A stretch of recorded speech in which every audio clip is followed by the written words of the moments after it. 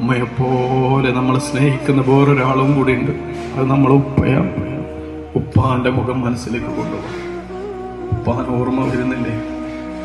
ഉപ്പ എപ്പോഴും ഗൗരവത്തിൽ നടക്കുമായിരിക്കും.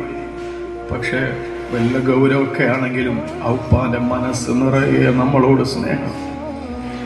കാണാൻ വലിയ സൗന്ദര്യമൊന്നും ഉണ്ടാവില്ല. കാരണം നിങ്ങൾക്ക് വേണ്ടി ജീവിച്ചപ്പോ, നിങ്ങൾക്ക് വേണ്ടി വെയിൽ കൊണ്ടപ്പോ ഉപ്പാന്റെ സൗന്ദര്യവും ഉപ്പാന്റെ ആരോഗ്യമൊക്കെ പോയിട്ടുണ്ട്. പക്ഷെ അതുകൊണ്ട് തന്നെ ചെറിയ പ്രായത്തിൽ സ്കൂളിൽ മദ്രസയൊക്കെ പോകുമ്പോൾ ഇതെന്റെ ഉപ്പയാണെന്ന് ചങ്ങായിമാരോട് പറയാനൊരു മടിയലുണ്ടായിരുന്നു. എന്ത് മടിയുണ്ടായിട്ടെന്താ കാര്യം? ആ ഉപ്പ ക്ഷീണിച്ചു പോയത് നമുക്ക് വേണ്ടിയാണ്. ആ ഉപ്പ മെലിഞ്ഞു പോയത് നമുക്ക് വേണ്ടിയാണ്.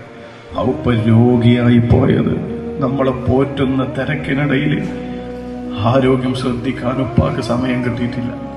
പാവാണ് ആ ഉപ്പ. ദുനിയാവിൽ കുറെ സുഖിച്ചിട്ടൊന്നുമില്ല, കുറെ സന്തോഷിച്ചിട്ടൊന്നുമില്ല.